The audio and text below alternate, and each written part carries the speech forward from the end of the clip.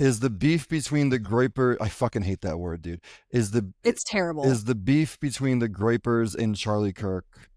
Was it that Charlie Kirk was not sufficiently fascist for the Groypers? Yes, that he was too much of a mainstream conservative, and not openly fascist enough for the Groyper contingent. And also, apparently, Kirk was like not like he was kind of a latecomer to Trump. Like he at first was really not on board with Trump and was more of like a, would have preferred a Marco Rubio type of candidate, as opposed to Trump. And then he kind of became more into Trump. But yeah, the Groypers are basically like, you're not openly racist, openly fascist enough for us. You're too soft on, trans people and supports Israel too much. Yes. That's one of the really big ones. Yeah, interestingly, which it's just, yeah, it's like, yeah, those people, I don't know, the Groypers, it's like a whole thing where it's like a culture that I don't know much about and I don't want to know about it, but it's like, I guess we kind of need to, but they're weird fucking people. It's a weird terminally online kind of culture. Yeah. And my online, a different type of terminally online. I think that like the Groyper Kirk split can be, in my head, it's synthesized in that like Charlie Kirk and people who like listen to him and follow him like do have the ability, like in their own way. Like Charlie Kirk has like talked to members of the other sex and like he has a family. He's capable of like having a family. Groypers, on the other hand, probably view that as some kind of like conciliation, or like they strike me as almost like more incel coded than Charlie Kirk's whole thing. Oh, absolutely. Groyper shit is like, fellas, is having a baby gay? Is being married to a woman and kind of being nice to her, is that gay? Right. Yeah. The idea that Charlie Kirk has children is gay to them. Right. Pretty much. Right. It's like, that's cuck shit. Having sex with women is cuck. Having sex with women is cuck. Having a wife is cuck. Yeah. Living outside of your mom's basement is cuck. Exactly. It's a very, but yeah, chud on chud crimes, man. It's what a time to be alive. Let them fight. Night of the Long memes.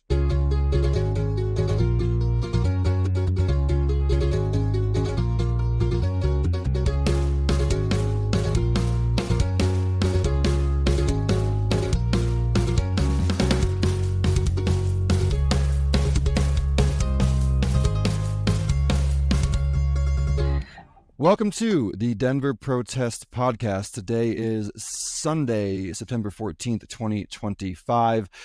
Exciting show for y'all today. We got our first interview with Congressional candidate Carter Hanson. Thrilled to have Carter on and to do our first attempt at actually interviewing somebody, which we hope to do more of in the future. But I am AJ. I'm here with co-hosts Bug. Hey. Hello, and Constant Gardner. Hi. Hello. So, yeah, we were talking at the top of this, like, crazy busy, like, news week, but we also, of course, had stuff going on the local protest scene. So, what did we have there? Yeah, so, some of the usual stuff. The overpass folks are out there, like, every day again. The vigil last Monday for Jeanette outside of the GEO facility was great. 5280, or I'm sorry, Indigenous Corporation 5280 is an Indigenous dance group and education group, and they gave a performance and presentation. They were invited by the Revolutionary Communists, and it was a wonderful night of learning and community and protest. The the Palestine vigil that happens on Saturdays happened, the Fox takedowns. Kind of a little bit different, but Denver Anti-War Action had an anti-Palantir car rally on Thursday, which I think that's like a pretty, like a fun way to also cause disruption, because I mean, like, if your cars are taking up the street, then like the street can't go. And it's just different, you know? Yeah, car rallies are cool too because you can do them independent of weather. So it's like, you know, when we get into the winter and it's snowy and cold, it can be easier to get people out in cars. And plus, you know, car-centered culture and all that. So yeah, I think it's a good strategy, especially as we get away from like the big protest season of the summer. Yeah, that's a good point. I didn't think about that.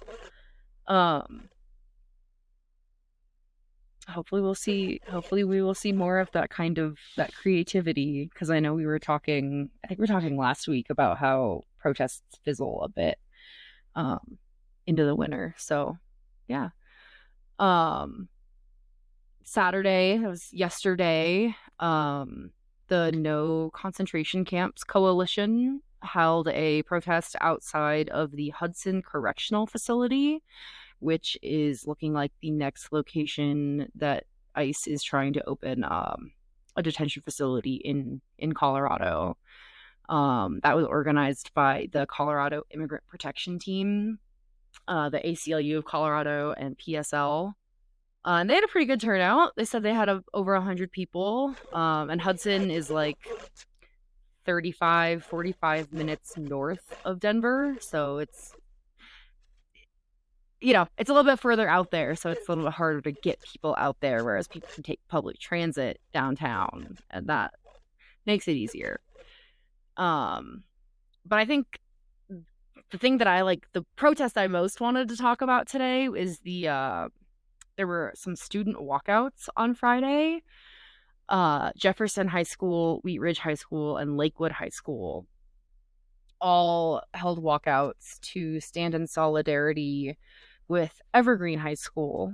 And if you don't already know, there was a shooting at Evergreen High School this past week on on September 10th, and 2 students were shot. The shooter was also a student, took their own life, and it's just a rough time right now. It's just a horrible thing to have happen in our community. And so I really want to give kudos to these kids for taking their political power into their own hands and trying to make a change. Absolutely. You know, that's it's really great to see. And we learned from our episodes about the Chicano movement that, you know, students have played a really vital role, and sometimes a student walkout can spark a much larger protest. And yeah, we support all the high schoolers in Jefferson County and beyond that are standing up, because like our kids should not have to deal with this shit at school. It's ridiculous. It's disgusting. I'm honestly just, I feel so like hopeless when it comes to gun violence, because like this is still happening. Like other countries, when they have school shootings, when they have had school shootings, they change their gun laws, and then they don't typically have more school shootings, and we just can't seem to get that memo. We just can't seem to get that like through our heads that like there is no amount of dead children that justify gun violence. There's none. Right. And it's just become so fucking normal here for us, where it happens so frequently that we can't even remember even a fraction of the school shootings that have happened, let alone all of just the mass shootings. And like, it's just important to remind ourselves that it's not fucking normal, and this is basically the only country in the world where we deal with this shit on a regular, almost daily basis. And it's not, we shouldn't be desensitized to it, but it does feel absolutely so hopeless. It really does. It's the Onion article headline. It's the no way to stop this as only country where this happens, right? That's Yep, and it's like they've been running that same headline for like 20 fucking years at this point, And Columbine happened in a different century. Yeah. Well, yeah. That's fucked up. It's grim times. Is that does that wrap up the protest recap? Yeah, I think that's pretty much everything that happened on the protest front. Yeah, it was a busy week in national news, especially the gun violence. Obviously, like the Evergreen shootings were on the same day that Charlie Kirk was killed. Not just the same day, within 15 minutes of each other. Yep. Okay. And it's got to be the most American thing ever to be like, we had a school shooting that basically was barely a blip on the radar because they were both school shootings. Oh, right. They were both school shootings. Right. You're right. Right. I mean, it's wild. So I'm from Evergreen, or I'm not from Evergreen, but I grew up there. I spent my teenage years there. Whatever, dox me if you want to. I don't really care. But I grew up in Evergreen in the late 90s, early 2000s. And so I did not go to Evergreen High School. I went to Conifer High School, which is kind of the Evergreen's rival high school. Evergreen was like the richer, more privileged high school that we would play in football. And I think that they would usually win, although to be fair, both of our football teams were pretty bad. But it literally hits very close to home for me because Evergreen is a very, very small town where literally nothing ever fucking happens. Some of my earliest interactions with police were with the Jeffco Sheriff in Evergreen because they really don't have shit else to do up there. Besides kind of bust up teenage parties and just, move the elk out of the road. Literally, a lot of their work is elk related. And it's just seeing all of that shit, all of the news, all of the photos and stuff from, my hometown was very surreal. And it's especially like everybody, mark your calendar, make a note, because I'm really actually pretty fucked up by the fact that I have to say that the cops handled this really, really well. And it really is causing a lot of contradictions within me because if anyone who's familiar with me knows that I fucking hate the cops. I never have a nice word to say about them. I think they're useless. I think they should be abolished. And they responded. I don't think you could have asked for a better response to this school shooting, and the way that they responded actually saved lives. And it's really, really fucking me up. Part of it is because the cop shop, the Jeffco cop shop in Evergreen is like literally 1 minute from Evergreen High School. But my understanding is that they got the call, they were at the school within 1 minute, and they had engaged the shooter within 5 minutes. They did not shoot him. He, as Bug said, did shoot himself. And, quote unquote, only 2 students got shot. Neither lost their lives.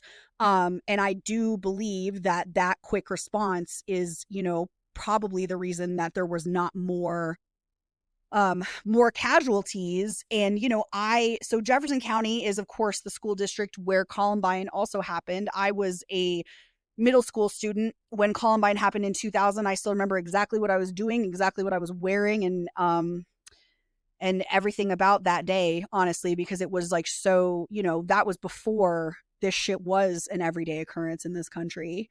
And I wondered, when I heard about the response, I wondered how much of that was because Jeffco Sheriff did a terrible job during the Columbine shooting. And, you know, it was kind of similar to Uvalde, where they just kind of stood by and let the gunmen massacre people and they didn't go in. So I wondered, you know, how much of that is not wanting to repeat the same mistakes. And I still hate cops. You know, that hasn't changed. But I do have to say, you know, good old Jeffco Sheriff, they did their job for once. And luckily there were not, you know, more lives lost. But it is, you know, Evergreen is just a very small, insular community. And yeah, it's shit's fucked up. It's really fucked up. For it to happen, you know, in my hometown. And I don't know anybody who was like personally affected or anything. But yeah, I mean, it happens everywhere, every day, all the time. And like, I just, you know, I think it's just so important to remember too, that like, I've been hearing about this, but it's like, you know, it's not just the people who got shot that are affected by this. It's like every kid who was in that school is like, you know, traumatized now. And that we expect kids to go back to school and learn, just knowing that at any time somebody could just come in and open fire. Like, it's truly mind-blowing, and just exhausting. And yeah, I guess that's what I have to say about that. But you know, just thinking about my shitty little mountain hometown, and hoping for some healing and peace for everybody that was impacted by the shooting. Well, and it's not, you know, it's the kids, it's the parents, it's the teachers. It's like, yeah, I mean, like, I can't even imagine how disruptive that would be to a community like that. Like you were saying, that is so insular, and that is so like everybody knows each other kind of thing is the sense I get from Evergreen. Yeah, it definitely is. It definitely is. Yeah. Yeah. It just, you know, it's like we all have been impacted by gun violence in some way at this point. And yeah, and I don't know what the solution is. I just wish it would stop. Yeah, and it's like, because we were talking about how this happened on the same day as Charlie Kirk being shot, and how the school shootings at this point, I think this registered a little bit on like the national radar, but it definitely got subsumed by a lot of the attention that was given to what happened in Utah. And with the frequency with which these happen, it feels like we're reaching a point where there is is really grim, but a certain threshold over like how many kids need to actually die for the school shooting to get national attention, you know, because it almost feels like a thing like the shooter died, 2 kids injured. We're not going to get up in arms about that, right? That's just what happens. Like now, if we're talking about, you know, 7 kids dying, okay, now we can give it our attention. Right. Which is now it gets our thoughts and prayers. Sure. Right. But that's all we'll get from it. And I just can't imagine living in another country and like hearing about this shit and being like, wow, oh, that's just normal to these people. They had 2 fucking major school shootings in one day. It's like there's nobody else deals with this shit. Nobody else, I don't know. There was also, I think it was the next day, or it might have been Friday. There was a potential school shooting that was stopped because of like school administrators and community members that recognized that like a child was going through something and was having a bad time, and they were able to intervene and they were able to stop an event from occurring. But that was also last week, and that's where was that? Like I think it was on the East Coast. I read the article I think yesterday. And like it gets no national attention because nobody was actually harmed, but it's like if it wasn't stopped, then what could have happened, you know? And, right, and those are the things that we should hear about. Mm-hmm. We should hear about that because it's like we could, you know, there is prevention, you know, to be But that's too much. It's too much on school administrators and teachers to have to, do all of the work that we already demand of them for low pay. And then also keep an eye out for any of your students that might be wanting to, shoot up the school. Yeah. But it is important to note that it can be prevented. But, schools need resources to do that. So. Mm-hmm.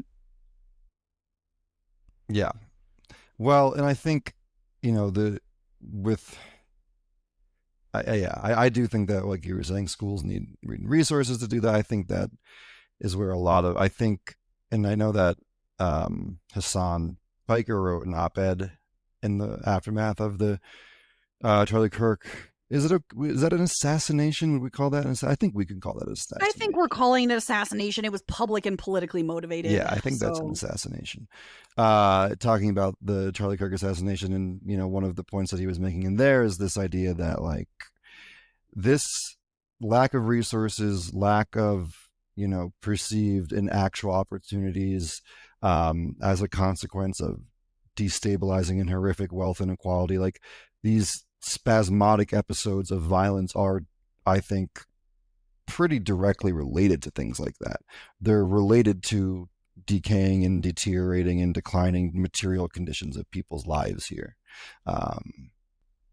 Is what I think. But yeah, do we want to? I mean, I don't know how long we want to go on the Charlie Kirk thing. I think we should at least, do a glance, because his next stop was going to be CSU. I'm pretty sure on his tour. I did not know that. I think it was scheduled for the next day or this week potentially. I don't fully remember though. That would make sense, going to Utah to Colorado. Mm-hmm. And I didn't know much about Charlie Kirk other than that he was, a fascist, racist and close to Trump, and sort of the, I'm a big Hassan Piker stan, and he's sort of the, kind of the conservative, I don't know, he's conservative counterpart, I guess, of Hassan. They were supposed to debate, and as part of Kirk's college tour here in the next couple of weeks, and I guess I've debated many times in the past. I feel like the right-wing response has been just truly baffling, even for those people, and the number of 180-degree pivots that they've done has been, it's given me whiplash over here. It's first we want the death penalty, we're convinced it's trans people, we never miss an opportunity to blame trans people for shit that they had nothing to do with and didn't do. But it's then when it becomes clear that no, it's chud on chud violence, now we're supposed to be, Nancy Mace is telling us to fucking pray for this. It's just make up your goddamn minds. And they really are just bending over backwards to, portray the shooter as anything other than who he was, which it certainly appears to be a reactionary Groyper. So, well, I think especially in the immediate aftermath, it was really, to me, I was struck by how much conflicting and cross current information there was. I remember there was in the immediate aftermath of it happening, there was a guy that looked like Larry David that they thought shot him. I don't know if you guys saw that.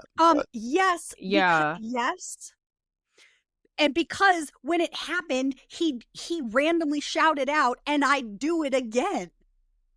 It's a very Larry David thing to do. It's very Larry. Yeah. Are you kidding? Curb Your Enthusiasm. Oh my god. It is very Larry David coded, but it's and he didn't even have anything to do with it. And but it's well, my guy, what were you even doing there? If you, everyone else's politics are very confusing and incoherent. I don't know. Yes, but that shit. And then it was we even had, somebody came in the Discord and was oh, well, there was, pro-trans, anti-fascist rhetoric engraved on the bullets. And I was immediately okay, do we have a source for that? Because I'm really concerned about there being misinformation and disinformation. And she's oh, yeah, here, it's the Wall Street Journal. Well, the Wall Street Journal printed misinformation, for God's sake. They didn't even do their fucking due diligence, and they printed some bullshit that is literal blood libel against trans people. Like, fuck, dude. Yeah. I think that when stuff like this happens, like, and I know this is never going to happen, but whatever, like, does everyone just like, just fucking wait a week, wait 3 days, wait a day, you know? Literally like, wait 24 fucking hours. Yeah. Yeah. Just like, shit. Shit's going to come out. There's going to be a lot of things that are like contradictory, or like what was written on the bullets, what wasn't written on the bullets. Like, does this kid is, you know, his dad, everyone in his family is MAGA, but he hates his family. It's like, that will be revealed. Don't fucking get your fucking bike chain wrapped around the fucking spokes about it. Just like it, you know, it will shake out, and, you know, to the degree that it does, you know, assuming this wasn't some kind of, you know, false flag. Where was Alan Dershowitz? Where was Alan Dershowitz? I mean, allegedly, we're asking for just like entertainment purposes only, because he loves suing people. Yeah. I've heard I don't know if you guys have heard this, that it was like provoked by Charlie Kirk, like breaking from Netanyahu. And there's like, and again, this is like from r/conspiracy, so whatever the fuck, but this idea that Charlie Kirk was starting to be more vocally anti-Israel, and so, you know, maybe this kid from Utah is in Mossad. I mean, my understanding is that Charlie Kirk maybe made a couple comments that were like less, you know, fully Hasbara pilled as his normal. I don't personally think there was a lot of evidence that he was breaking with Israel. No, I don't think he's not, you know, doing like, river to the sea, you know, but relative to the other to his other shit. Right. He maybe wasn't towing the line as well as, you know, other things. But it really bothers me. I feel like that the Lion News media, it's everybody's most concerned about like getting the story out first, and they're not really concerned about like getting the true story out. And that's really, really harmful, especially with shit like this, where it's like, it actually matters. It matters a lot, especially when we're throwing marginalized groups under the bus the way that they have been. And yeah, I mean, I have been texting everyone I know with my tinfoil hat conspiracy theories about this shit, because I think it smells like CIA. It just seems... There's some things about it that seem weird, although when it first came out and, you know, we didn't know the identity of the shooter, I thought it was, you know, it's a little murkier. It's a little bit murkier now. But I won't, we're, you know, maybe I'll make my own separate podcast with my tinfoil hat takes, because they could take up a lot of time. But you know, all I'll say is like, stay woke, my friends, with all of these things. You know, there are sometimes actors behind the scenes, and like, really the thing with, it's like, God only knows, you know, what could have been happening behind the scenes that could prompt this, or maybe it was just chud on chud violence. I don't know. But I think it while I don't give a shit about Charlie Kirk personally, it does give me a, you know, I have a real sense of dread, you know, that this feels like kind of a turning point, if you will. I'm sorry Man. for that. Holy sorry. Shit. That was gold.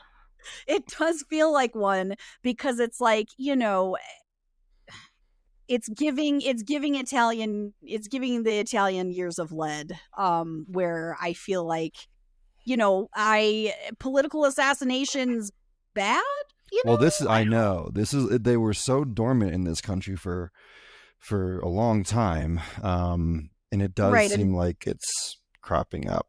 I hope we don't have somebody brought up, oh, well, we had the one in Minnesota where they killed actual lawmakers, and I had to admit, crazy. I forgot that shit happened, you guys. The fact that got so little play is shocking. That happened in no flags at half-mast. No flags. Didn't get to lie the Yankees state. didn't have a Melissa fucking Hortman, by the way. Her name was Melissa Hortman, and she was assassinated in literally fucking June, a sitting politician. And nobody gave this much of a shit. No. Nobody gave a shit. So it's like this, but you know, when we think about it, we really didn't have that type of political violence. We've had political violence broadly, forever.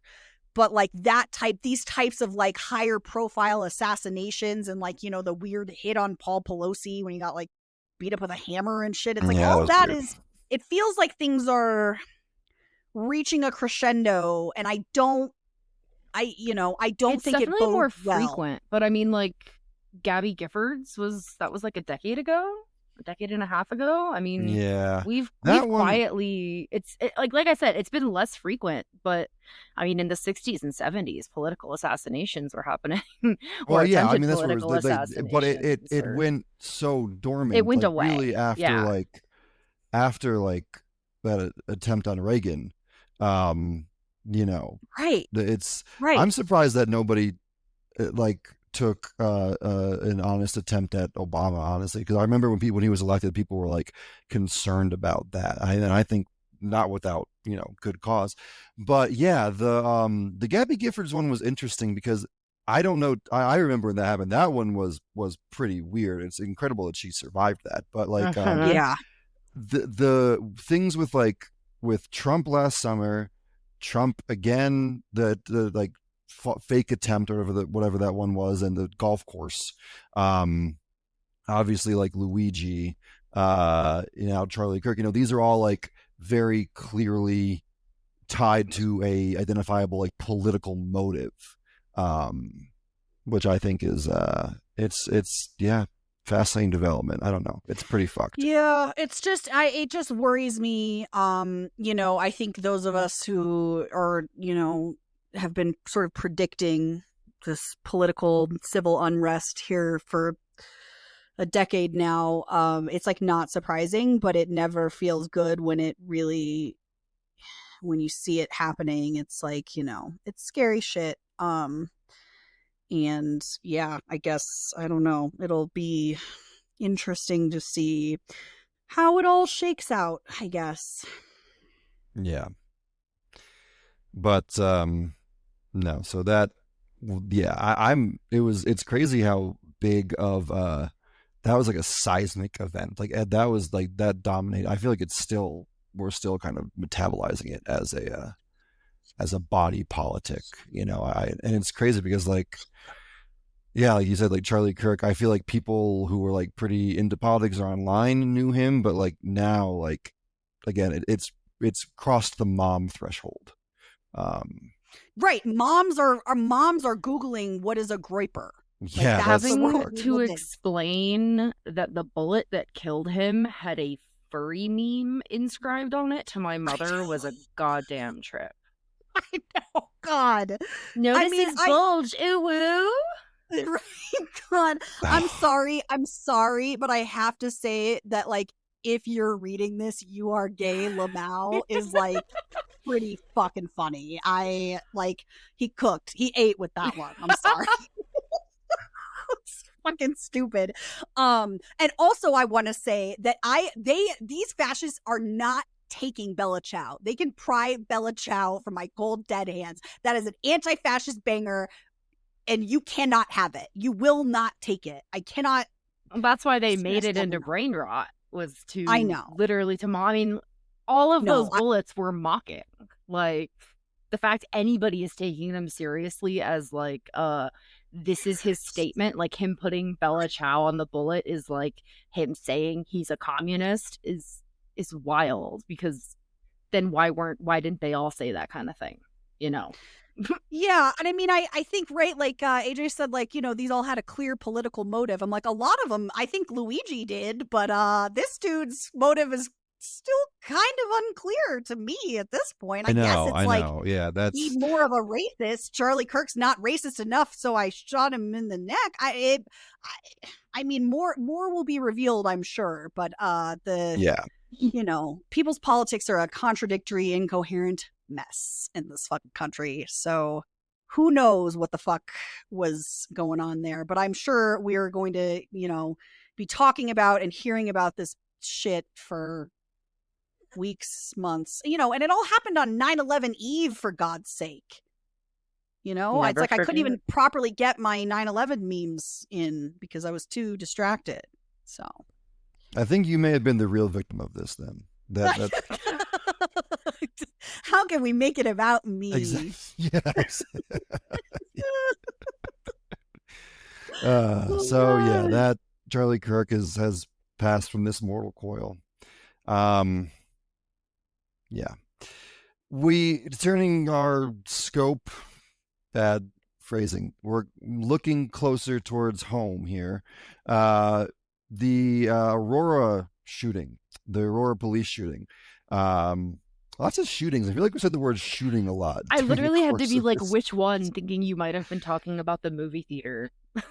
Sure. Yeah. No, that's a fair point. Yeah, for sure. No, the police officer shooting of Rajon Belt Stubblefield, which I guess happened 3 weeks ago at this point, but we've been just kind of doing updates about it. They did release the body cam footage. Attorney Ben Crump is, I don't know if he's representing the family, but he made an appearance in Aurora, so he's involved with this. The body cam, it's, we were talking about being desensitized. It's like, obviously it's horror watch. It's, if anyone hasn't seen it and everyone has the stomach for it, I do think it is worth watching, because there's some, there's one point where it all kind of begins with this attempt at a traffic stop, and he drove away and hit a couple cars, and he gets out, and then they are having this, like, this conflict, and he turns his head at one point, and the cop like punches him in the back of the head when he wasn't looking, and then he does like I don't want to do like a whole blow by blow of the video, but suffice to say it's very hard to watch, as these things generally are, and I do think that it's this could definitely go down in the litany of effective murders by police, is what I'll say about my interpretation of the body cam footage. It's a tough watch for sure. I admit I have not watched it yet. I've, it's been a busy news week. But I will watch it. But it's like, oh wow, the cops are being pieces of shit again, being fucking violent, fork found in kitchen, etc. It really does. I think we were talking about this a couple weeks ago, this idea that like everybody's recording everybody, and the kind of two sides to that. As I was watching the body cam footage, I was like, I can't believe that like we ever functioned without body cams on, agents of force from the state like that. Like it's because it's like fucking, it's crazy that, and again, it's so new, it's so recent, but it's like, the idea that was ever not a thing is striking. Right, like all the shit that they were doing and getting away with. I mean, they're still getting away with it, but like, I guess now people know. I don't know. Yeah. We also had a incident up in Boulder. But Bug, I think you know more about this. Yeah, I was gonna say I can talk about this if you want. So a local activist, an advocate against the genocide in Palestine, was arrested on September 6th for felony retaliation against a judge or elected official. Her name is Laura Gonzalez. She is accused of essentially shouldering the wife of the councilman, and that's like the basis of the arrest. She was calling the councilman out very publicly. Sorry, this is Councilman Matt Benjamin of Boulder City. Sorry, I just realized I didn't say that. But Laura was confronting the councilman in public on his support of Israel, his ongoing support of Israel, and purportedly when the councilman's wife turned around to like engage the activist, she hit the activist's phone, and then is now claiming that the activist shouldered her in retaliation for that. and that has led to felony charges, 1 felony charge and 2 misdemeanor charges of harassment or assault. I can't remember off the top of my head. But yeah, so, more to be seen on how that plays out, but it's a case to keep an eye on. Wow. I mean, right. And it's like, they wish they could arrest her for, yelling at them about Palestine, but they can't. So instead they, pull some fucking shady shit like this. Yeah. Yeah. And there's like ongoing conflict with the city council there, and like them kind of doing similar to what Aurora has done in like eliminating the public comment while the wrongful death suit that Kylan Lewis's family is bringing plays out. Boulder City Council has like restricted like access to city council meetings and people's like ability to speak because of the consistent advocacy that is happening there for Palestine and for like the city to like divest from Israel and things like that. And it's like, just let people fucking speak. Like, right. They think the problem is that, the problem to them is that too many people are yelling at them about Palestine. And the problem is not that they are invested in and funding and supporting genocide. Like, go fuck yourselves, politicians. Yeah. Yeah. And I don't know if you guys saw, but the updated number for expected deaths that have happened so far is up to 680,000 people in Palestine now. I did see that. Yeah. So it's like, that's what they're trying to silence, is advocating against that.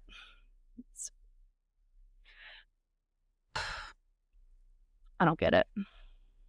Nope. Yeah.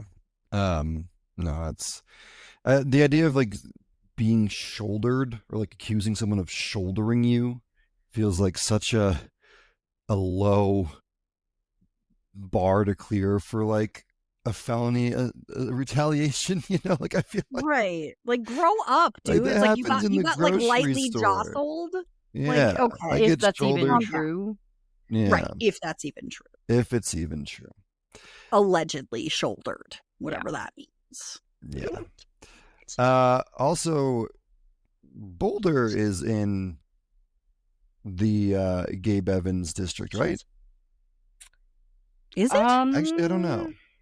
I do not think so. No, I don't think so. I think. Well, Boulder I was doing it for segue purpose anyway. It doesn't really matter. Might be Pedersen. Huh? I think Boulder might be Pedersen.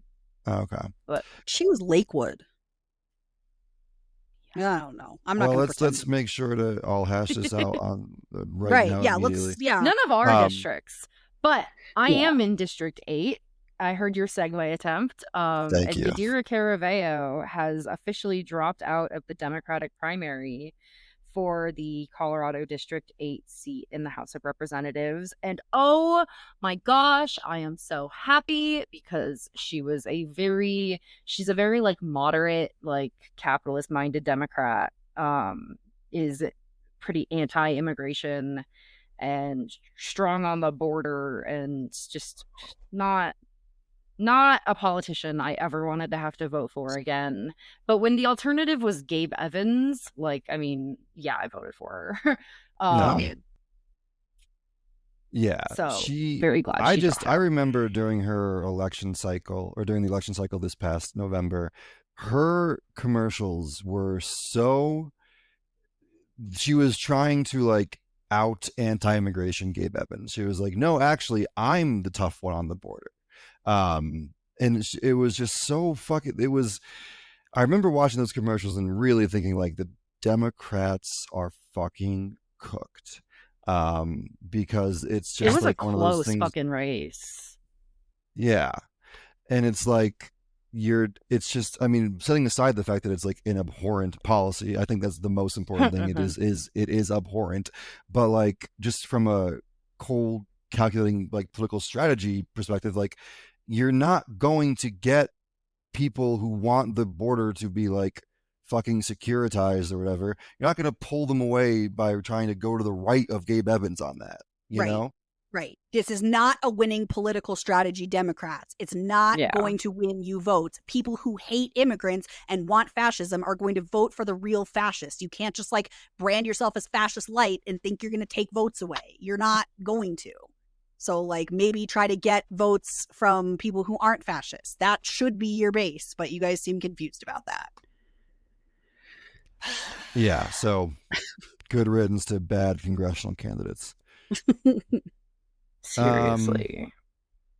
Okay, I think in terms of other news stuff, I do just think it's funny that Jair Bolsonaro, the former president of Brazil, got 27 years in prison for doing a coup. Yes, definitely claps for that, because Lula is one of the better, he's not a guy without controversy, but he's one of the better, I think, political leaders of the modern era. Jair Bolsonaro is an absolute piece of shit scumbag. And, you know, kudos to Brazil, because when their president tries to do coups, they throw him in jail for 30 years, or at least they give him a 30-year sentence. Maybe he'll never see a day in jail. But when it happens here, we elect him again. I don't know. That's kind of a libbed up take. I don't believe all of that, but it was good symmetry. So, yeah, no.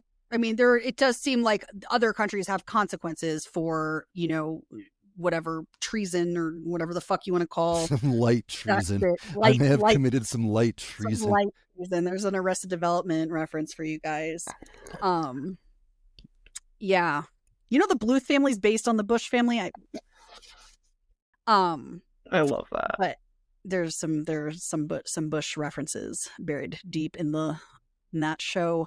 So this wasn't on our agenda, but I do want to mention really quickly Nepal.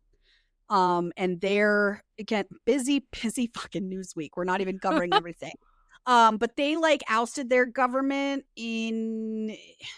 All right, we're gonna put our tinfoil hats on, everybody. It's tinfoil hat time. Constant Gardner has questions. Okay, I am skeptical. I think it reeks of CIA involvement. Anytime there's a coup anywhere in this world, it should be viewed with a little bit of skepticism, and we should dig a little deeper and ask ourselves, does this smell like the CIA was involved? And I think this one does. One, because it was a leftist government, corrupt though it may have been. It was a communist government. The CIA hates communism. The thing that is really striking me, or the things that are really striking me with it, are one, the fact that it happened so quickly and relatively cleanly. Usually real revolutions are messier. Not always, but usually. This one was wrapped up pretty tight. Also, all of a sudden they elected the new prime minister on Discord. Doesn't seem like a very secure election to me. And then it's like, okay, so we bring the results of the Discord election to the army, and the army's like, yeah, cool, we'll respect the results of your Discord election. Let me tell you guys something. I wouldn't even, if we did an election in our Discord for things on our Discord, I would not take that as like, I wouldn't let that be a decision making, you know, I would take it into consideration, but like, anybody can pretend to be anybody on the internet. How the fuck did they know that 50% of the voters were not just agents at Langley, or, you know, a Russian bot farm, as the libs are fond of blaming things on? That seems sketch to me. And also just the way that the Western media is covering this coup. And like, one of the things that was shared in the Discord was a sign that's in English, like that.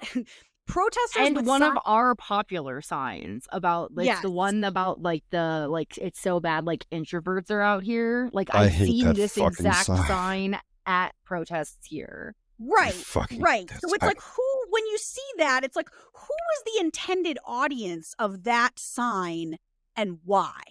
And there's any number. It's like, you know, my sister pointed out, she's like, I mean, who, you know, maybe that got memeified in Nepal and they were like doing it ironically. I mean, you don't really know. But my first question was like, well, do they even have a concept of introversion in Nepal? Because in Nepali culture, because like, that's the fascinating thing about human culture. There are concepts in some cultures we don't have in others. And also introversion is a relatively new concept, which, by the way, was developed by a eugenicist, if anybody ever feels like going down that rabbit hole. Oh no, we should. I fucking hate the You're not introverts a and extroverts and INTJ type thing.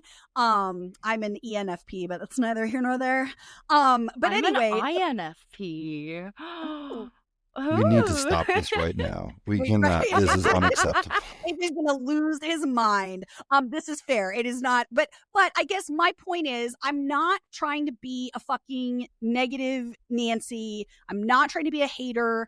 I'm also not saying that, the people of Nepal, like this, what the CIA is really good at is exploiting existing civil discontent and existing political strife in a country, and then just sort of, fostering that and making sure that their guy gets in there. And it's just very hard. Not even just the CIA, but just American law enforcement institutions. Yes. Like, yes. They did that here in Denver in 2020. Well, right. Exactly. That's FBI. But yeah, I mean, this is something that they're very, very good at. And so I'm certainly not saying that, like, all the I'm not Alex Jonesing here. Like, I'm not saying all of the protesters are like crisis actors. Crisis actors. They're Nepalese crisis actors. I absolutely believe that, like, the people of Nepal were fed up with their shitty government and their material conditions were sucking, and they wanted to, like, overthrow their government. Like, that's I don't mean to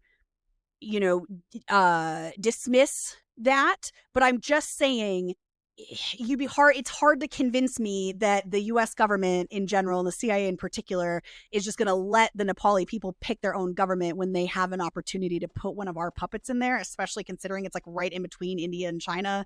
Come on.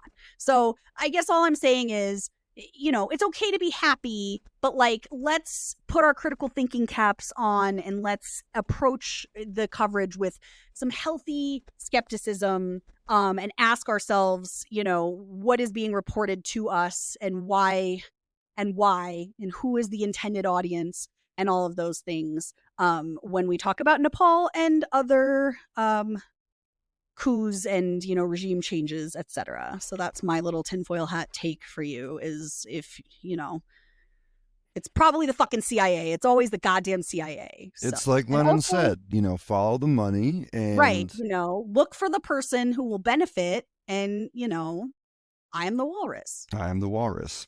My thing with the Nepal thing, first of all, some things I really deeply hate about it.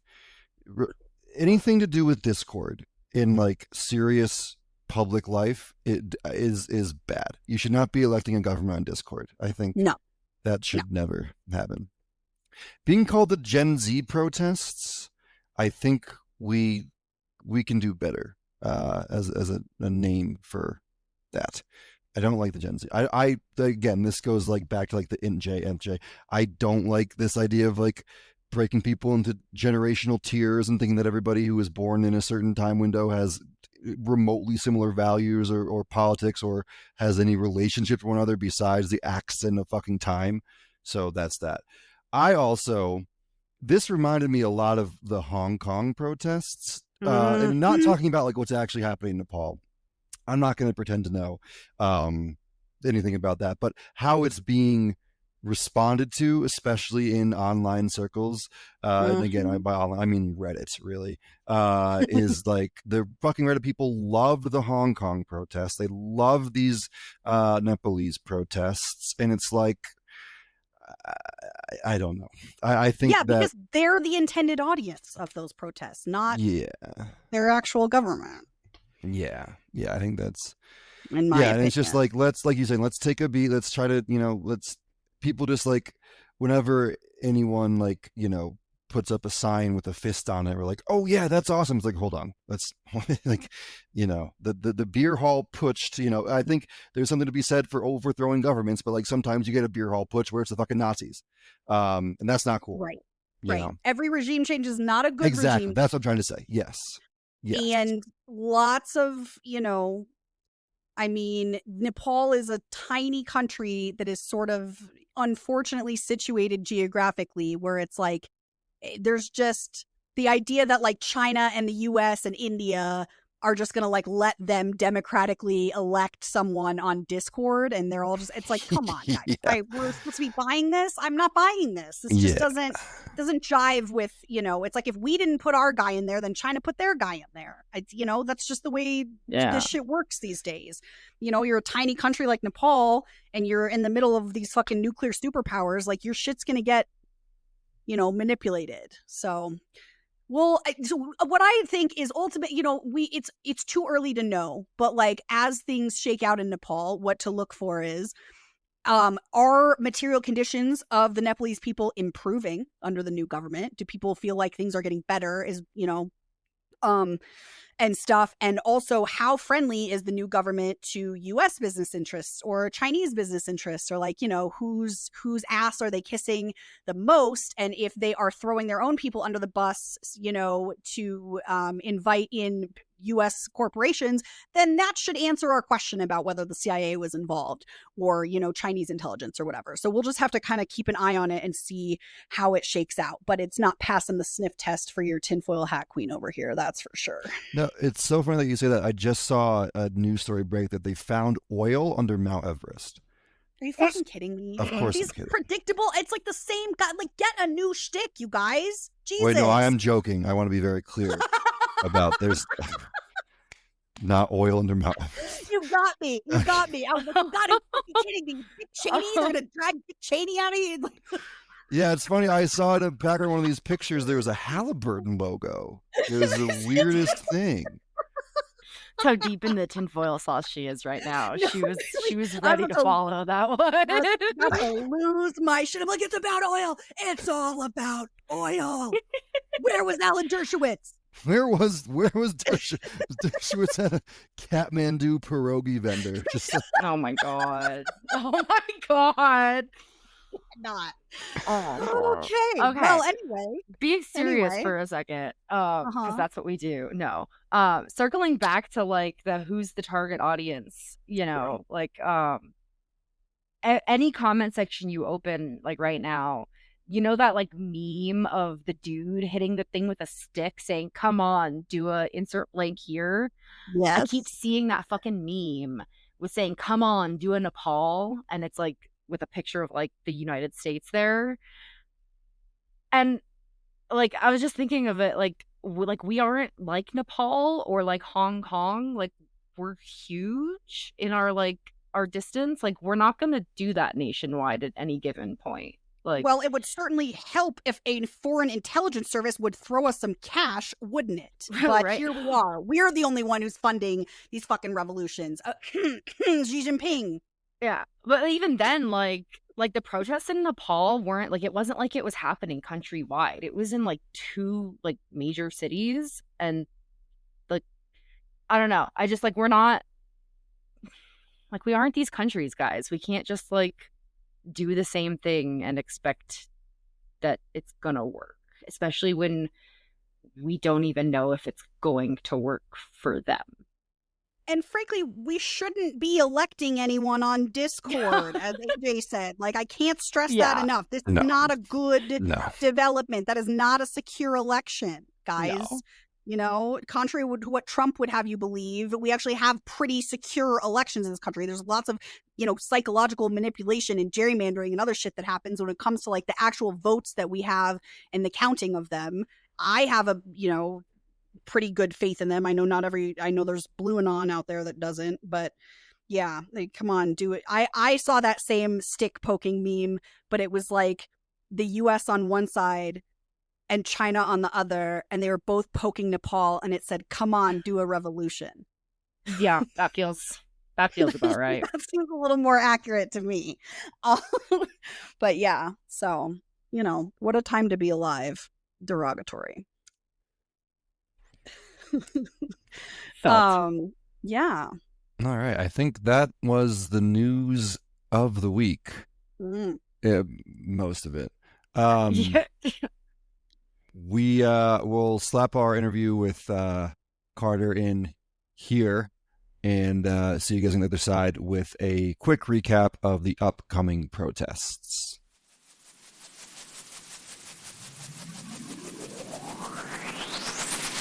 Okay, welcome everybody. We are absolutely thrilled to be doing our first ever interview on the Denver Protest Podcast. We're LARPing as real journalists here, folks, and we're happy to have Carter Hanson here. He's a candidate for the first congressional district here in Colorado. So, Carter, thanks so much for being here. And thank you guys for having me on. Absolutely. So we'll just start like a general first question. What do you want the voters of the first district to know about you? Who are you? And if you were, giving your campaign pitch to a man on the street, what would that kind of sound like? So, hi there. My name's Carter Hanson. I'm a 28-year-old environmental scientist running for Congress in Colorado District 1. And I am running because, for one thing, the Trump regime defunded my lab actually 3 months ago as of tomorrow. And, when that happened, it sort of, really pushed me in a direction that made me realize that politics is closing the doors that I would like to go through in my life. So, maybe I should try to use politics to reopen those doors. And, just on a bigger level, like, I care very deeply for the environmental crisis. That is why I'm in this career. And, for what I know, I think that we actually have all the technology that we need to fix things, but we do not have the right kind of government to actually use that technology to help people. And also, I just think that, that people who aren't like right up in the environmental field, tend to think of it as a burden and as not an opportunity. It's a disruption to, things that other candidates want to put forward. And, that's fine. Different people advocate for different things. That's why we're a representative democracy. But there are currently 0 environmental scientists in Congress, and I think we should change that. Okay, right on. And I do just want to say at the top here, I forgot to mention this at the very top. I did volunteer for Carter's campaign, just in full disclosure. It was a brief time, only a couple of weeks, but just if anyone cares to know that, that is the kind of history in the background here. But so environmentalism feels like it's at the top of your concern lists or near one of the top. If we wanted to zoom out a little bit and go back, how did you get interested in that topic in general in the first place? And how did you get interested in politics and activism in the first place? Because obviously, I know that we met through the Democratic Socialists. And if you could talk a little bit more about your kind of political genesis in that arena. So, yeah, I definitely come from a, Democratic family. I remember like my parents kind of engaging me and encouraging me to, think about the world critically and, understand the things that are happening. Though I think really what's really set me down this path first was sort of the 2008 financial crisis.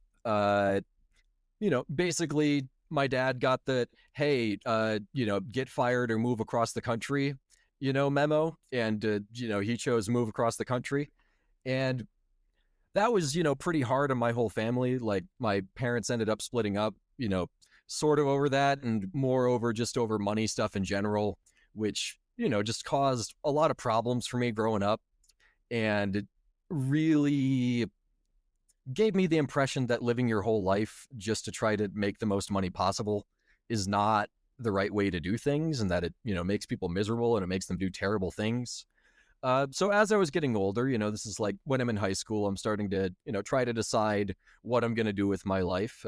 That's around when the Bernie Sanders campaign was sort of spinning up, and I found out about that through the internet, and that definitely pushed me towards that sort of brand of politics. I volunteered for the Sanders campaign back in 2016. Voted in that primary like just a couple months after I turned 18. And, I was disappointed in the outcome of that primary. Definitely gave me some thoughts about the Democratic Party and how they treat their left wing. But then, a couple months later, as we recall, that guy that they told us couldn't possibly won. And, at you that sure point, did. Yeah, and at that point, I had decided to pursue environmental science in my university career. The actual the actual decision making process, it's kind of funny. I was laying in my bed late at night, and I'm like, okay, I'm going out of state to Colorado. I need to do something that's gonna be a bit more career prospect generating than being an English major. And there was a thunderstorm that night, and I'm like, wait, I've liked the environment the whole time. Can't you major in that? And yeah, you can. And it was a little nifty since CU actually turns out to be like a really good environmental science school. I'm biased, of course, because my degree is from there, but I think it's the best school for environmental science in the country. And I'm getting my graduate degree at DU right now, so now I have one school that I can directly compare it to. And all the way through university, I kept up with politics. Just being disappointed by the Trump administration. Back when that first one, I think that we would say that one's more of an administration, and what we have now is a bit more of a regime. Because, we were all told, oh, well, they're going to get him. They're going to get him. They're going to get him. The gears of justice grind slowly, but very fine. That's, I read that sentence about 30 times, and then they didn't get him, and now he's our president again. So, that's one thing. But, just sort of moving further on, I graduated from college during the COVID pandemic, which wasn't great, trying to get things started while I'm also being asked to, sacrifice that so that older people that wouldn't make the same sacrifice for me can be okay, but also so the healthcare system didn't collapse. So, there's a bit of both things there. Eventually, I got my stuff together, moved out of my parents' place, came out to Denver. At first, I was working at Starbucks. I actually was working at the Starbucks at the base of the tallest building in Denver. If you got a coffee sleeve that had a Star Trek starship drawn on it in early 2022, that was me. But then I got a job for the air emissions testing industry, and that was one of the most interesting experiences I've ever had. Just going to all different kinds of industrial facilities. Let's think here. I used to have, I've got my sticky note here. It was 12 power plants, 5 cement kilns, 2 steel mills, 2 natural gas processing facilities, a vinyl plant, and a glass recycling plant. These were places, kind of all over the country, because air emissions are not tested directly by the government. They're tested by private companies that polluters will hire to come out and do compliance tests for them. I mean, it's pretty standard environmental consulting type stuff. And normally it was all pretty good, like the average customer did just want a good test, would give us plenty of time and ask us what we needed to get things done. However, that is not always the case, and not all of the people who work for these companies care about the environment. And, so every so often you will find yourself in a situation where you're up a stack and the bad manager is telling you, just write down the numbers the plant is giving us, which, feels real great when you're pulling an 80-hour week and destroying your social life to do fraud. And they really don't like it when you talk about that. Basically, I left a Reddit comment that I probably shouldn't have, and that made someone in the oil industry's blood pressure go up, which meant I needed to lose my job. And that's illegal to do under Colorado law. You are not allowed to punish a worker for complaining about a matter of public safety. And you're also not allowed to surveil their private social media postings, which they also did. But you need a lawyer to take your case for free for either of those laws to do anything. And the lawyers, they don't really want to take on the oil industry for free. That's kind of a hard sell. Just made it work for a couple months, like door dashing and just doing odd jobs, building decks with my uncle. Decided, okay, if I can't spend my time working in my career, I should spend it learning. Got into grad school at the University of Denver. Got myself set up at the wastewater lab there and started doing research on how to analyze if people have diseases by analyzing the wastewater. And this is actually really useful. Like, you can test like 10,000 people at once with the same time and resources that it would take to test one person. And, that data is already anonymized, and you don't have to have a thing jammed up your nose, which is nice. And, it was highly interesting, not exactly the main thing that I got into environmentalism to do. Like, I kind of had to teach myself microbiology really, really quick. But it was going good. It was fulfilling work, sort of trying to solve a problem that had personally harmed me with the COVID pandemic. And it was very fulfilling. And then, we get the news that, oh yeah, the CDC is not sending out any more grants. You know how they're like, oh, there's all of these scientists who got directly fired. And then, the court said, no, you have to unfire those people. Yeah, those of us who are just in labs that are funded by grants and the grants are done now, there's nothing that they can do for us. And yeah, and that pretty much takes us to where we're at. And, decided if I can't do this through science, then I'm going to have to do it through politics. And honestly, I kind of think that in the environmental field, we're kidding ourselves if we think that we can pull this off without doing politics. Okay, right on. So the flashpoint or the inciting incident that made you think I'm going to try to do this, grassroots kind of insurgent style campaign was your experience working in environmental science as an industry. Is that fair to say? I think so. That's the piece of unique experience that I have that isn't just that I'm some guy in Gen Z. So that is definitely the main thing that I'm running on. Okay. Awesome. All right. Well, thank you so much for sharing your background. I definitely feel some camaraderie with you as someone who cannot keep my mouth shut to keep my job, and who is, always can't just really doesn't know what's good for me, and is just a natural rabble rouser. Like, I really feel you on that. It's really, really hard to stick to your values and, maintain a career. So I definitely applaud you for that. And I think that is some good experience to be taking into politics. My question is, typically when people are entering politics, there's like a path that they would take, where you would, if you're like running for office for the first time, you'd run for like RTD board of directors, maybe city council, maybe the state legislature, the state house, and then you would, kind of move up the ladder. So when I first heard about you running to primary De-Gette, I'm very skeptical because I guess what I'm wondering is, why are you jumping straight to the U.S. House as your first, political campaign? And I guess that's the question. Yeah, why are we jumping straight to the U.S. House? I guess knowing that that's really, really challenging to do as somebody without a lot of political name recognition. Yeah, I think that's a really fair question. The most basic answer is just because I want to. And, the sort of question, why aren't you doing the establishment Democrat path, is because I don't want to run as an establishment Democrat.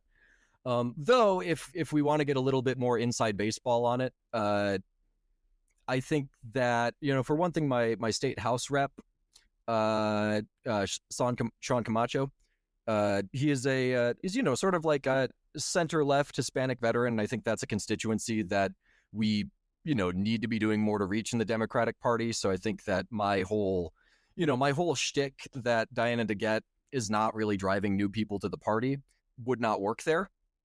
The other thing is that, AOC did the same thing and it worked for her. And, she's a big inspiration to me. So, I would not be the first person to do it this way, but on the biggest level, like, environmental policy needs to happen at the national level in the United States quickly if we are going to not have bad climate outcomes. And I think that we already do a pretty good job on protecting the environment in Colorado. So, I'm going to where the problem seems to be. Okay. That's a good answer. Thank you. I do, like, I realize that, what I'm doing is a little bit insane, but, we live in non-normal times. So I think doing some non-normal things in non-normal times might be what we need. I mean, that's fair. And I think, not wanting to go the traditional establishment Democrat path does make sense. Yeah. So thank you.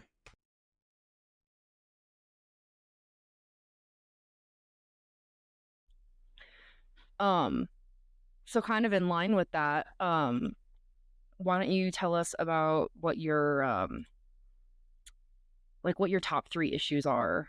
And that can be including environmentalism, because I know that's kind of central to your stuff, but yeah. So this is one thing that I think that I would really like to bring forward in my campaign, is that environmentalism touches every other issue. It's kind of a lever that we can use to affect change on a lot of different things. Like, let's think about housing, for example. That is something that people care about a lot more than the environment often, because you got to pay $1,000 a month at least to live somewhere, while currently the earth is free. But see, the way that we build housing in this country, and the way that we sort of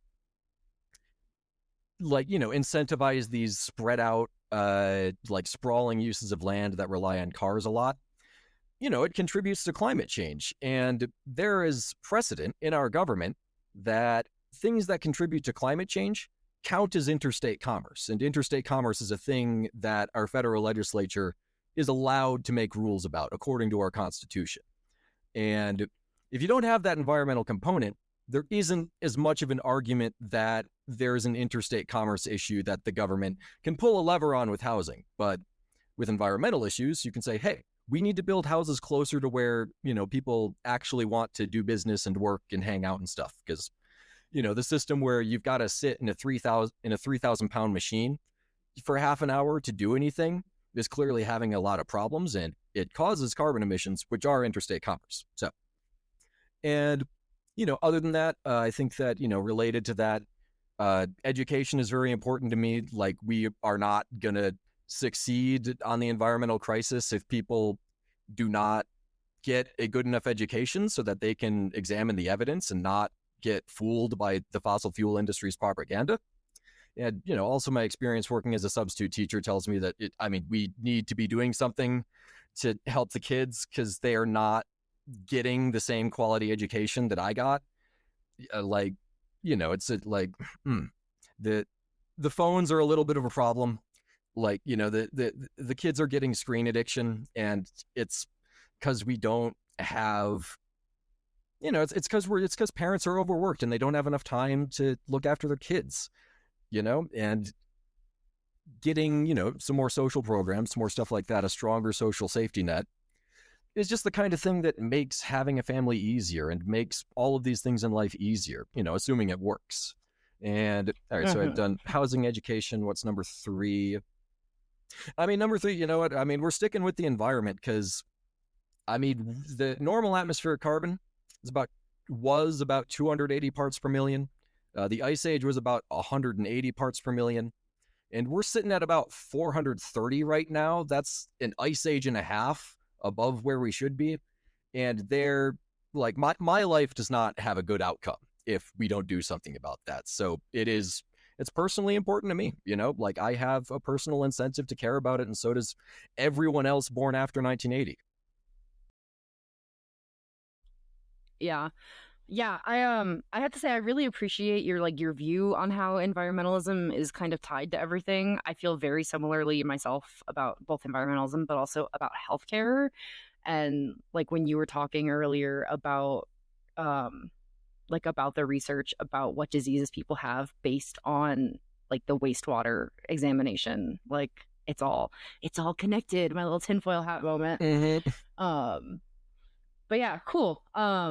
I agree that housing, healthcare, or not healthcare, education, and environmentalism are all very, very important topics. Yeah, I would say that socialized healthcare is also a very important issue to me. Just that's not my main field, so I didn't bring it up first. I'm trying to throw the balls that I can throw fast and hard, and not step into other people's fields too much, because in science you get trained to not do that. But yeah. Well, and the reality is we can't all individually focus on every single issue. That's just not have the brain power. Yeah, you will go insane if you try. Yeah. So yeah, thank you for that. I guess I do kind of have a follow-up question. Of sorry for all the ums. What are your views, and how would you address the ongoing genocide in Palestine if you were to win? Yeah, that is the other thing, is that our rep's signatures are on the genocide check, so she's fired. I would not vote for any more aid to Israel. Like, to be honest, I am not sure what the Netanyahu government thinks that it's doing. Like the things that are going on over there, like if it were any other country, we would have severed diplomatic relations with them right now, like let alone funding them. And it's like we need more voices saying stuff like that in our government, because we are going to destroy the Democratic Party if we do not course correct from this. Like, I'm running because I have so many people that I know, like college-educated people, college-educated women, the kind of people who would normally like be not just voting for Democrats, but advocating for other people to vote for Democrats. They're furious with the party, and they're not voting for Democrats, and they're not advocating for them. They're doing the opposite. And we live in a democracy. Yeah. We need to listen to voters. This is not the elites just get to tell us what our foreign policy is and we just have to follow issue. That is not the kind of country we live in. Yeah. I'm not a woman. I don't identify as a woman, but I'm an independent. I'm a registered independent, and I have been since I moved out here. And one of the things that drove me away from the Democrat Party, kind of like you were saying earlier with their treatment of Bernie Sanders, but also just the foundational way that AIPAC has been involved in the Democratic Party for decades. And I'm saying this as a Jewish person, it's very harmful. I mean, it's been fueling the conflict in Palestine for a long time. So, and I really appreciate your views on that. Thank you. And I don't think what's happening over there is good for Jewish people long term either. Like, kind of seems like it's causing more anti-Semitism. The fact that they're taking this maximal military solution. Like, I think, one factoid that really stands out to me was on day one of the war. I remember reading that, Benjamin Netanyahu requested from the IDF, strike 2,000 targets in Gaza. And the IDF said, we can't identify 2,000 targets in Gaza. The IDF said that they couldn't think of 2,000 places to bomb.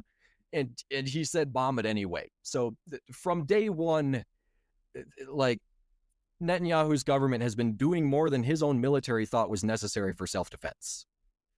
We have been just forced into this false dichotomy where either you want to give Israel a blank check or you're literally Hitler.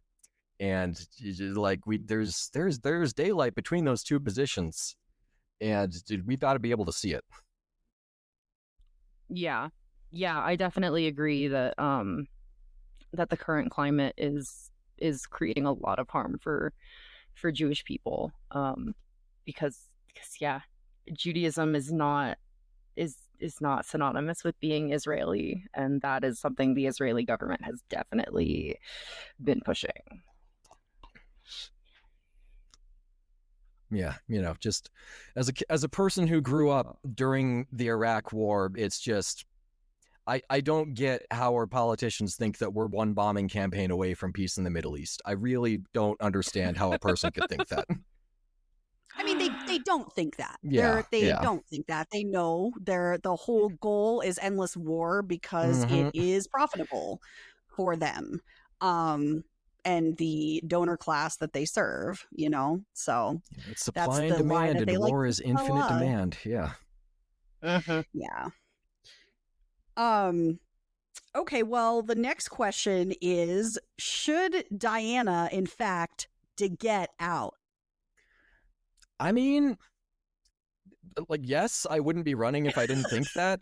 I don't know. It is a little bit weird that, there seems to be some controversy that that a person who has been in Congress for 30 years is still a good representative. Like, I don't doubt that she's a good bureaucrat. Like, I've read lots of transcripts of her in committee looking for, like, is this person intelligent or not? And she's very intelligent. She's, good at the establishment Democrat job. It's just that I think that the job has changed. Like, this is a person who has been in Congress since before social media existed. We need people who know how to message younger people, and not even like necessarily just young people. Like, I can see on my TikTok statistics, most of my followers are 35 to 55. That's like the normal political demographic. I'd also like to point out that she has been in office since before you were even born. Before I was conceived. I'm like a year older than you, so I'm very aware of that, because like she won the year I was born, and she's still fucking there. Mm-hmm. It's for sure. It's 30 years. America is different now. Right. Yeah, and she is, the thing is, yeah, she's an excellent establishment Democrat. She's arguably the most entrenched Democrat in the House, and what is considered one of the safest seats in the House. Mm-hmm. The problem, I think, is that we just don't need an establishment Democrat anymore. But the follow-up question to the pun question is, what we have seen with even elections for our state house and state senate is that Democrats will spend whatever they need to spend to keep their people in there. So like them spending millions on this primary, if they think that you're a serious challenger, is pretty much a foregone conclusion. So how do you plan to combat the millions of dollars in PAC money that is going to be behind De-Gette if you're, if they view you as a serious threat to her in the primary? Yeah. I mean, for one thing, that is kind of the point of my campaign, is to draw in millions of dollars of PAC money so that they can't spend it against other progressives. It's like $1 that they spend to try to beat me is $1 they can't spend on Zoran, But as for strategies to try to beat it, it's very grassroots, like, just trying to talk to people like I'm talking to you guys. I have been releasing a campaign video every day for a little over 2 months now. And, that's getting a little bit of traction and, giving me some data about what the people in Colorado District 1 do and don't care about. But it's an uphill battle, and I'm trying to do a hard thing that may not succeed, but we don't need to succeed to have an effect. That's kind of my perspective here. We need a full court press, so this is my court, so I'm running. Okay, fair enough. And then my last question is, you mentioned AOC. And something that we've seen with her, and I think some other progressives that have, successfully made it into Congress, is we do see them, in my opinion, sell out their values a little bit in order to, maintain their political career. Basically, when you get into one of these positions, it's kind of a constant balance between maybe sticking to your values and knowing when to compromise with the Democrats so that they don't just completely shut you out. So what is, how do you plan to stick to your values if you were to get elected? Yeah, so at least I think that I have a strong moral compass, and I think that, my purpose in life is, for one thing, to help the environment, and for another thing, it's not to be a greedy piece of crap. So, sort of the normal levers that they would use on your establishment Democrat, I feel like they wouldn't work as well on me. I hope they wouldn't, but that is a real concern. Like, I'm a person too. Like, I could be corrupted, and if that happened, you guys should vote me out. You should replace me if that happens. And it would be easier to do that to me than to do it to Diana De-Gette. For sure. I think, and for me, I don't actually think that AOC's, selling out of her values, I don't see it as greed so much as It's kind like of falling into triangulation, yeah.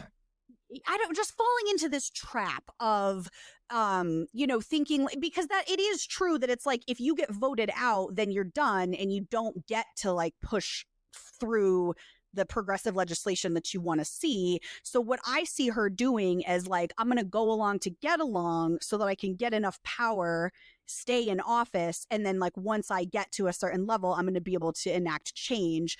I think she thinks she's doing the right thing by sort of compromising on some of her values. I don't personally agree with that, but I, you know, just to be clear, like I don't think she's necessarily like selling out to like big corporate interests or anything. I think it's that she's you know, trying to maintain, because we've seen it like here just on a micro level.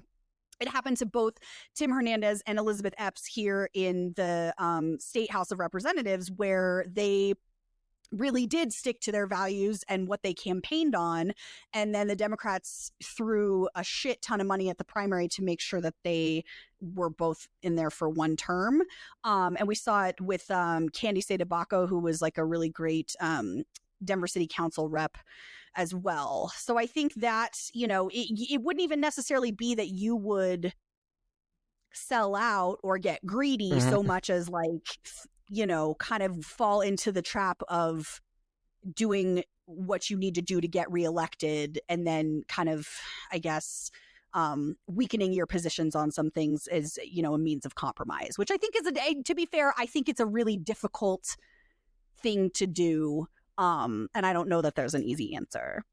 Yeah. I mean, there isn't, you know, it's like, that's politics. And I'm sure that if I won, that I would be faced with choices like that, and I would not make the decision that everyone would like every time. You know, I think that, you know, part of it is that my incentive would be to try to stick to my guns on these issues, because that is my base. You know, I would not be able to maintain my seat if I did not have the progressive left in Denver. Though, hold on, let me organize my thoughts for a sec. Though there is also the fact that, you know, AOC is doing this in the context of she was first, you know, like she is having to compromise with an entire Democratic Congress composed of nothing but establishment Democrats. But maybe in 2026, you know, we get a half dozen, you know, a dozen people in who are more committed progressives. And maybe in 2028, we get a couple more. And then maybe we don't have to compromise as much after that. But we don't get to that point if we don't run candidates. So that's what I'm trying to do. All right. Fair enough. And speaking of running candidates, actually, I just looked it up. Apparently, Diana De-Gette won the primary in 2024 for Colorado 1 with a 99.8% of the vote compared to 0.2. So those are like Saddam in 1995 election results. So she's definitely gotten a certain amount of power there. Like, people don't even bother primarying her. Well, And, yeah, I mean, right. The 2024, I mean, that was nobody bothered. Like, you know, I think if you look back a little further, if you look at the Neil Malia campaign or the Syra Rao campaign, you know, neither of those people won or came close, but the numbers were not 0.5% versus 99%. You know, sure, it's gotten within 70-30. Well, and the reason I bring it up is because, you know, you are not the only challenger to Diana De-Gette's seat coming at her from a, you know, I think is fair to say, a more progressive stance. Currently, there is another candidate in that field. And, you know, I guess what I would ask you is, why should someone who would want to approach, you know, voting for this seat from a more leftist position, vote for you over the other candidate's name is Melat Kiros, or whoever else might emerge between now and the primary? Why would you be the progressive standard bearer relative to other candidates for this position?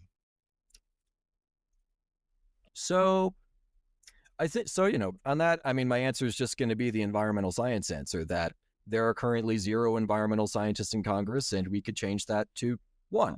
And I think that going from Diana De-Gette to me would be a bigger change from going Diana De-Gette to Melat Kiros.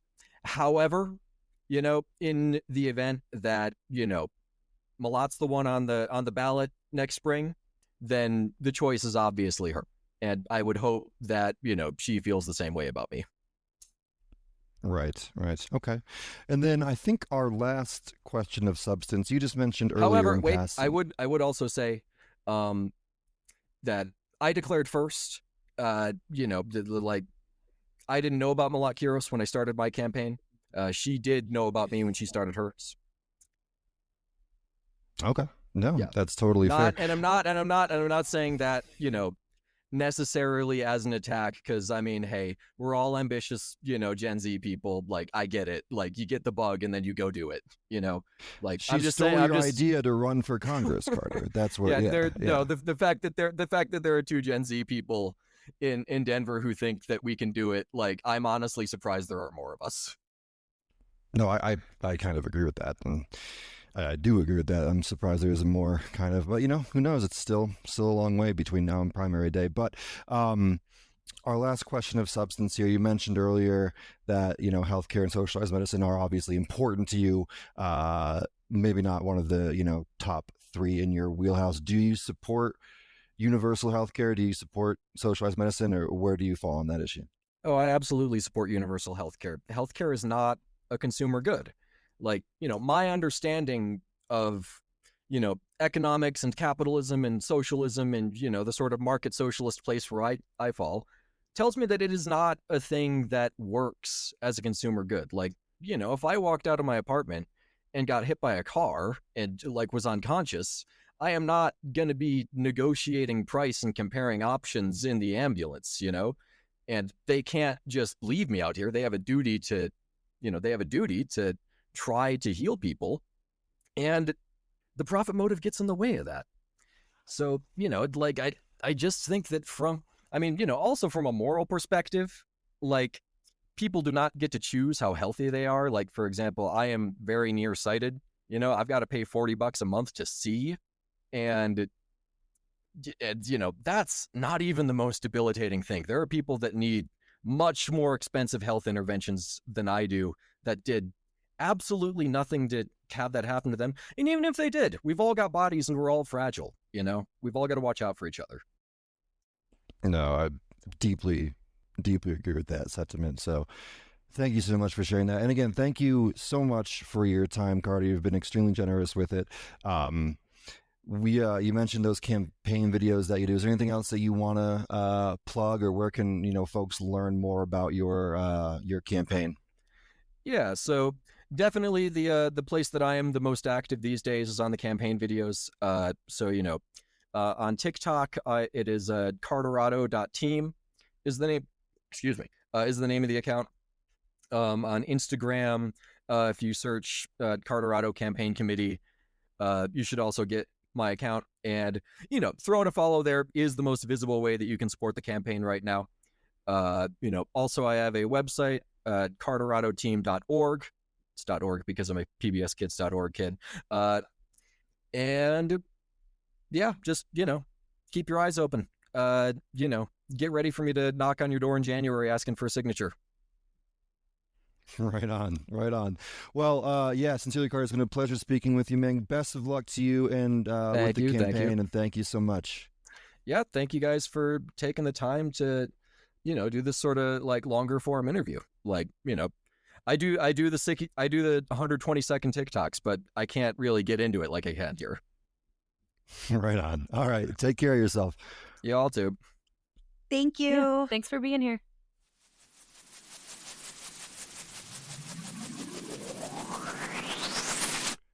All right, that was an interview with Carter Hanson. Hey. What do we got coming up? Same shit, different day. So many words. Yeah. So yeah, like the weekly vigils on Monday nights are gonna keep happening. Those are at 6 p.m. at 3130 North Oakland Street, in Aurora. Those are to honor Jeanette Viscera and call for the closing of those facilities and the release of people that are being held inside, immigrants that are being held inside. It's very, very multifaceted protests, those Monday night vigils. The overpass protests are continuing to happen. You just got to check out the flyer every week for that information because it changes every week.